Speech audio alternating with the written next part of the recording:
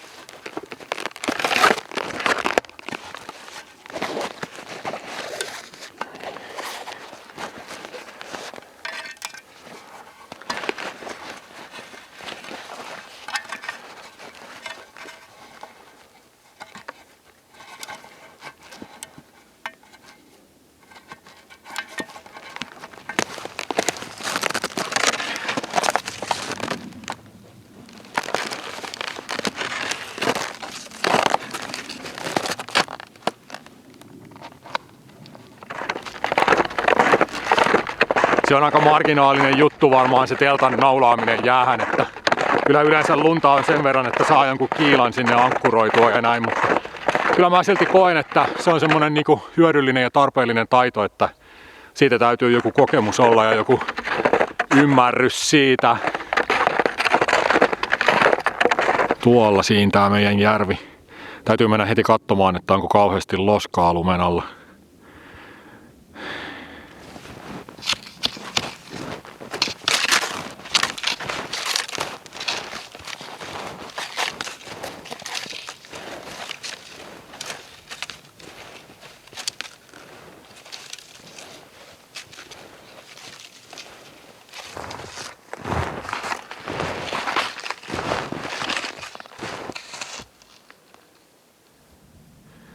Jos on kauheasti vettä ja loskaa lumen alla, niin sit ei pääse jäätä pitkin menemään ja joutuu menemään tuolta metsän kautta. Että märkä lumi tietenkin tarttuu lumikenkiin ihan hullun lailla.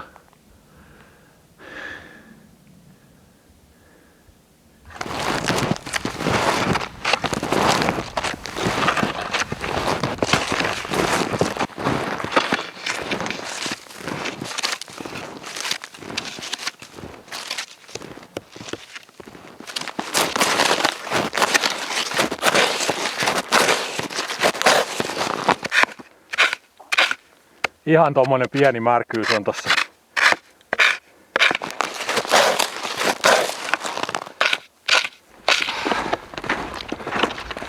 Sinne vaan sitten. Onhan se kieltämättä häijyä lähtee ensimmäisenä järven jäälle, kun ei ole kukaan ihminen käynyt. Jonkun pienen eläimen jäljet oli tuolla lumessa ainoastaan. Mutta tämmöisten pienten sisämaajärvien jäätyminen on kauhean helppo niin kuin oppia ja ymmärtää, että niitä muuttujia on niin vähän siinä. Tiedän varmaksi, että jäätä riittää kyllä vaikka kuinka. Katsoo vaan tommoset ojansuut ja muut sitten, että kiertää ne.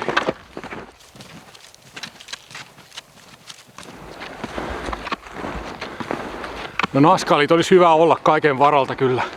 Mullakaan ei nyt ole, mutta isoisän aikainen naskali löytyy. Pieni puukko roikkuu tossa. Niin puukon avullahan sitä on perinteisesti sitten yritetty päästä sieltä vedestä jään päälle takas. No nyt on loskaa.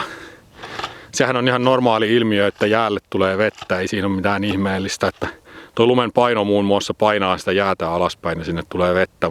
Se jää on ihan ehjänä silti siellä kyllä. Sitten tässä tapauksessa toi varmaan valuu niin kuin tosta rannasta toi vesi tonne jäälle. Lumi on niin hyvä eriste, että se pitää ton sulana tuolla.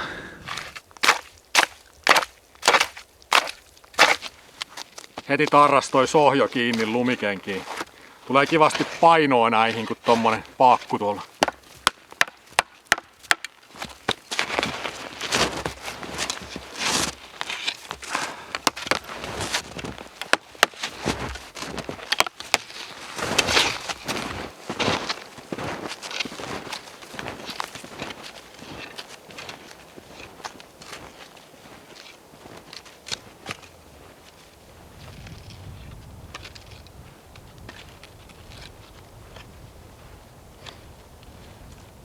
Toi onkin nyt itse asiassa vähän haasteellinen, että mihin mä laitan sen teltan, kun nyt on niin paljon tätä loskaa tuossa jäällä lumen alla, että sitä joku semmonen 10-15 senttiä, että teetä mä nyt sen päälle niin kuin ainakaan. Tai jos mä kaivan sen pois lapiolla, niin se vesi varmaan valuu sieltä takas siihen putsatulle paikalle, mutta sen mä ehkä haluaisin kokeilla kuitenkin, että miten se käyttäytyy. Mä taidan testiksi kaivaa pienen alueen niin kuin puhtaaksi lumesta ja loskasta ja katsoa, että valuuko se niin kuin heti takas se vesi siihen vai mitä se tekee. Todennäköisesti kyllä.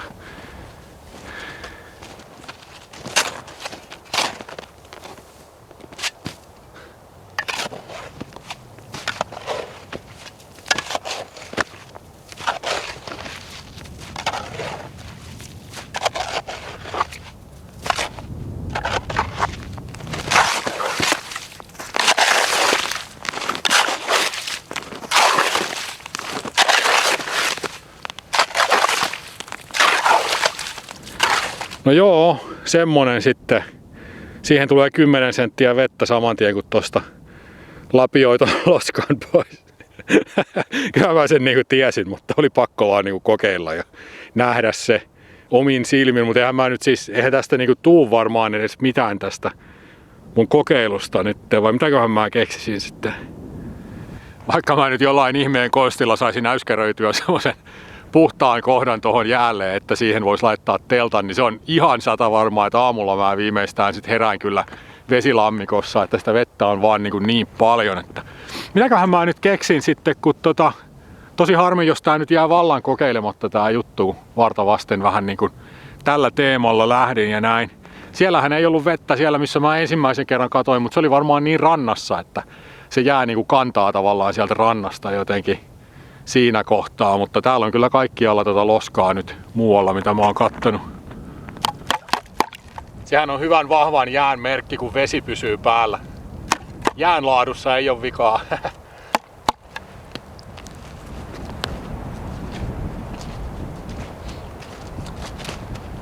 Joo, en mä nyt oikein muuta kyllä keksi, kuin että menen takaspäin katsomaan, koska mä kävelin pitkän matkaa jäällä ja alkuunsa siellä ei mielestäni ollut sitä loskaa, mä olisin kyllä varmaan huomannut.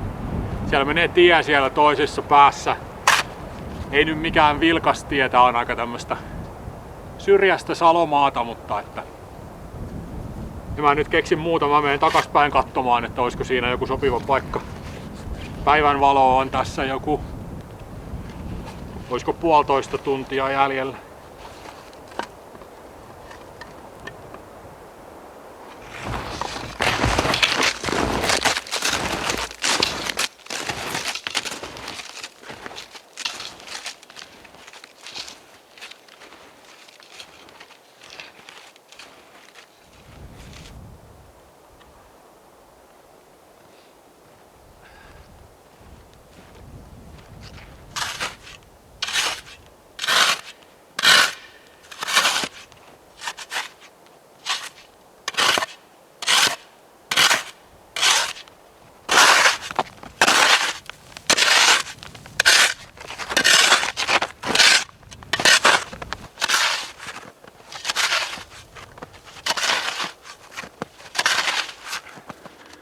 Joo, näyttää siltä, että päästään leikkimään sitä mitä pitikin, eli täällä on kuivempaa. Tommonen alue olisi nyt siinä aika lailla putsattuna. Luutaa nyt ei ole mukana. Semmoisen voisi ehkä improvisoida kyllä, että saisi täydellisen puhtaaksi lumesta. Mutta ei muuta kuin testaamaan sitä naulaamista sitten.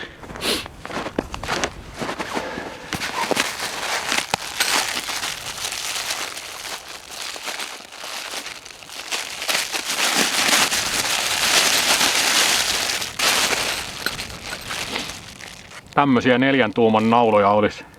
Ihan tavallisia nauloja, ei mitään ihmeellistä. Katsotaan miten se menee.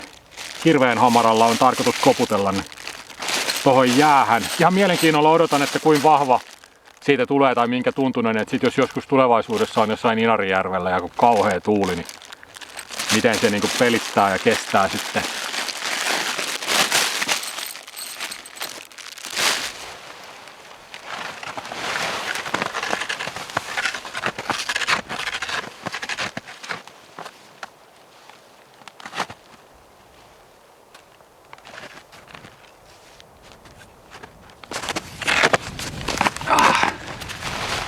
Jahas.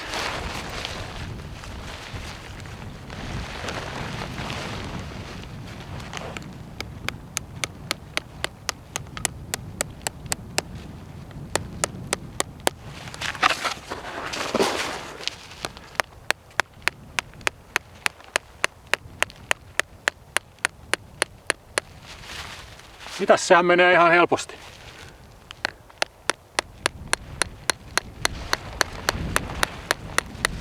Pois saaminen voi olla toinen tarina, mutta ainahan mä voin kaataa kuumaa vettä sitten tuohon päälle, niin eiköhän se sillä.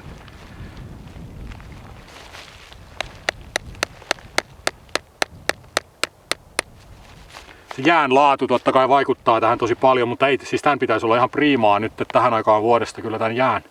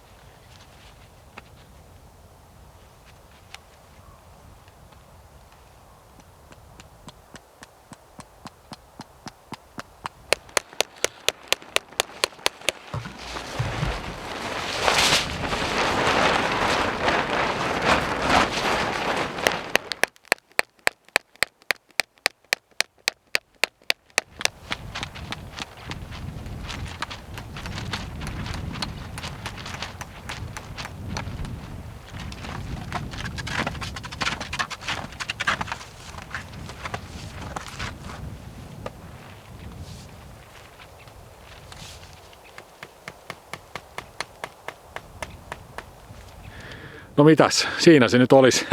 Ei ollut kummonenkaan homma itse asiassa, että ne naulat menee kiltisti sinne jäähän, kun varovasti koputtelee ja sillä lailla. Sitä nyt en tiedä sitten, että paljonko se jään laatu vaikuttaa sitten tohon, mutta tää on nyt tämmöistä tammikuun jäätä, että ei se ainakaan näillä main sen vahvemmaksi mene toi jää. Ja ainoa juttu tässä oli, että kun naulassa on kauhean pieni kanta, niin toi teltan toi lenksu pyrki niinku pakenemaan siitä. Ja mä jouduin taittamaan nämä naulat niin kuin ulospäin sitten hakkaamaan vinoon, että toi pysyy toi lenksu kunnolla tuolla, että sehän ei passaa sitten jossain oikealla vaelluksella, kun niitä nauloja saattaisi tarvita useamman kerran. Niin, että joku prikka tossa kannattaisi ilman muuta olla kyllä ton kannan tavallaan niin kuin jatkeena, että siinä olisi isompi toi pää. Se täytyy laittaa muistiin se asia.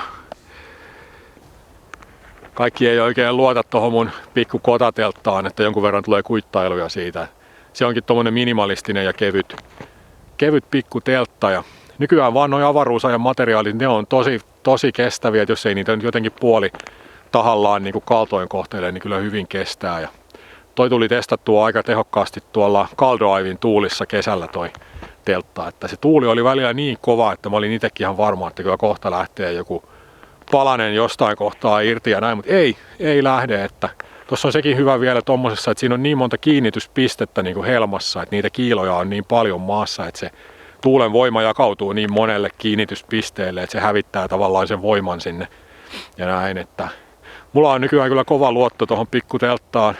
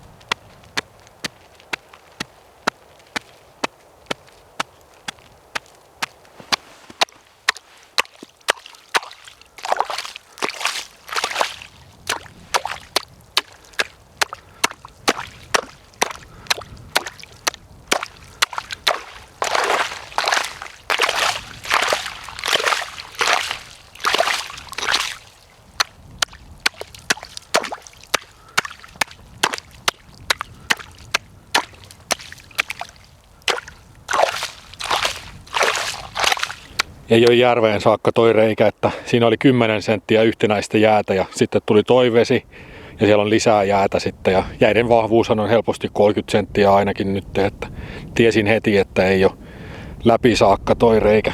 Tolla mennään.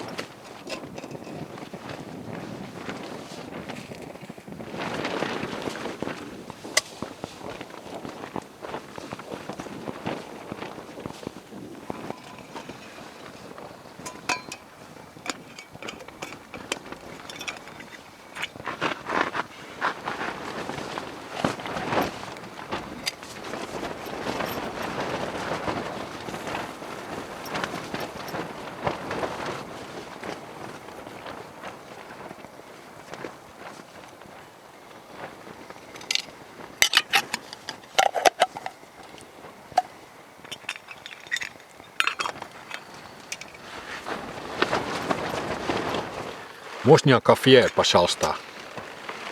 Otetaan vähän kahvia, kun ensimmäistä kertaa jäällä telttailemassa, niin vaikka sen kunniaksi vähän kahvia.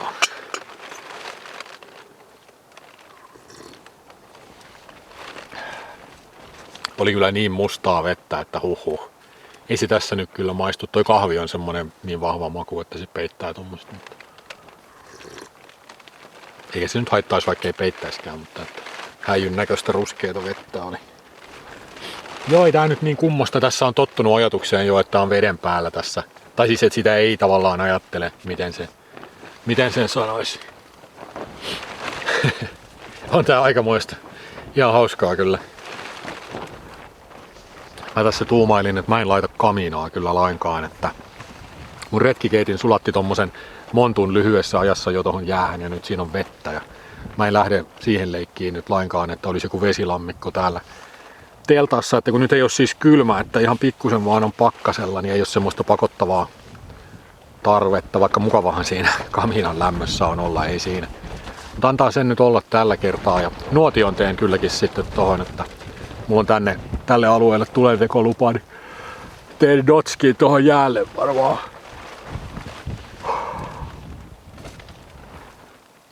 Tein tämmösen pienen kanakeiton. Tässä on niin kuin kookoskermaa, kasvisliemikuutio, kanasuikaletta ja sitten keittojuureksia pakasteesta. Ja ihan hyvää muuten, mutta jotakin paljon vähän kyllä pohjaa näkyykin tuommoista mustaa tossa. Vähän ärsyttävää, mutta kyllä se syötyä tulee. Kylläpä toi jää muuten liikkuukin paljon, että se tekee semmoista niinku hyllyvää liikettä koko ajan. Johtuu varmaan tuosta tuulesta, kun nyt on aika tuulista. Ei sitä huomaa jäällä kävellessä, mutta nyt kun on istunut tässä pitkän aikaa, niin sen tuntee niinku takapuolessaan ja niinku allaan, että tää liikkuu koko ajan tää jää. Aika erikoista.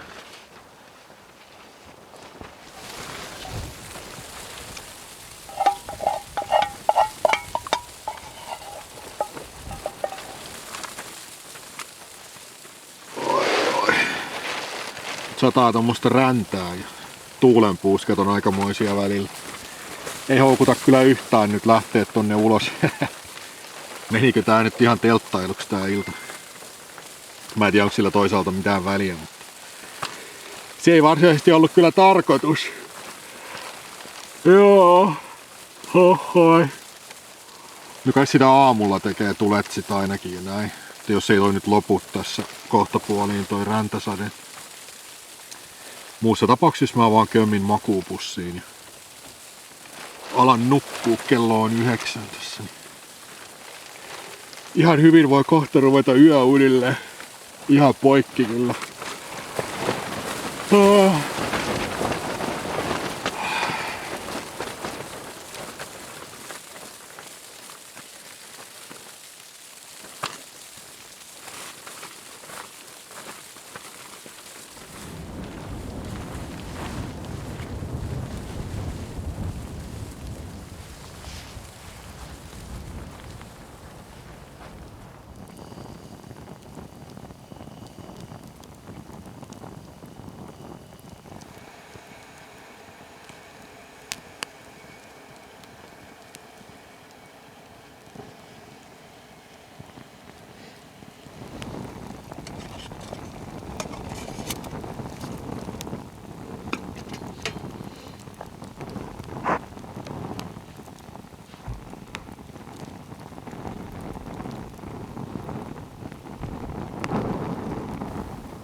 Huomenta. Yöstä on selvitty. Itse asiassa ihan mukavasti. Oli ainakin kerrankin tasainen telttapaikka ja paikka makuualustalle.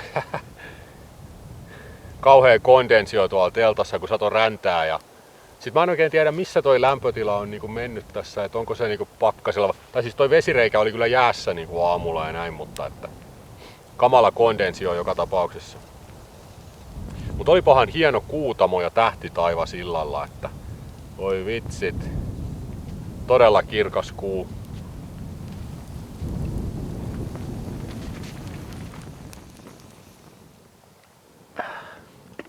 Tällä jäälle kun tekee nuotion, niin se onkin mun mielestä ihan hyvä niin sytyttää päältä päin se, että latoo puut ensin ja sytyttää päältä päin, niin se ei ala niin heti porautua tuohon jäähän ja sulattaa vesilammikkoa tähän. Ei välttämättä muuten kauheasti tule päältä päin tulia sytytettyä, mutta tässä se on kyllä hyvä. Hyvä, että tässä nyt on ollut vähän tuulista, niin tuli testattua toi teltan kiinnitys sit siinä mielessä kanssa. Ja kyllähän sen siis tuntee, kun ne naulat lyö sinne jäähän, että ne on tosi jämäkästi siinä, et ei siinä tule mitenkään semmonen epävarma fiilis kyllä siitä, mutta oli nyt kumminkin tuulista, niin oli sitten ihan hyvät olosuhteet tommoseen niinku testailuun. Kyllä toi on ihan pommin varma systeemi, ei siinä ole mitään, että jos vaan naulat sattuu olemaan mukana ja näin, niin mä ainakin vakuutuin tosta, että nyt on vielä jäljellä se, että pitäisi saada ne naulat pois tuolta, että mä luulen, että se voi olla isompi ongelma. Katsotaan sitten naulojen irrottamista. Mulla on kuumaa vettä tossa, mistä mä toivon sitten olevan ainakin apua, jos se ei enää muuten. No jaa, kyllä se aika helpolla sieltä lähti ainakin tämä. Niin kuin näkyy tästä, niin tää on nyt tämmönen vääntö. Tätä ei uudestaan kyllä pystyisi lyömään jäähän. Ehkä sais suoristettua, ehkä ei, en tiedä. Mut meinaan, että sit siellä vaellusolosuhteissa niin näitä ei voi kyllä vääntää, että pitää muistaa se prikkahommeli, että tähän tulisi joku isompi kanta tähän tavallaan, niin sit ei tarvitsisi väännellä näitä. 2 vaan piti lämmittää vedellä irti, että kaikki muut lähti suoraan käsin nitkuttamalla, että ainakin nyt tällä kertaa lähti hyvin myös irti nämä naulat.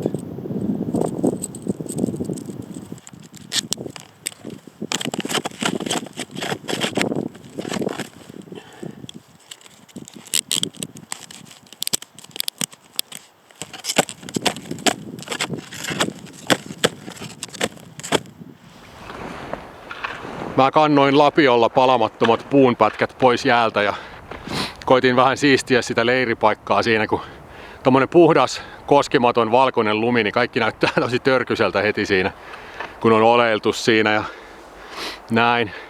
Hyvä oli päästä testaamaan nyt sitten teltan naulaamista, että se on ollut pitkään mielessä ja nyt sitten pääsi sitä kokeilemaan ja mitään ihmeellistähän siinä ei ollut, että pari juttua siitä nyt on hyvä muistaa, että ne prikat ainakin olisi aika oleelliset niihin naulan kantoihin, että se täytyy ainakin muistaa kyllä. Mut joo, mulla ei nyt muuta tällä kertaa. Mä kiitän seurasta ja seuraavassa videossa jatketaan. Morjes!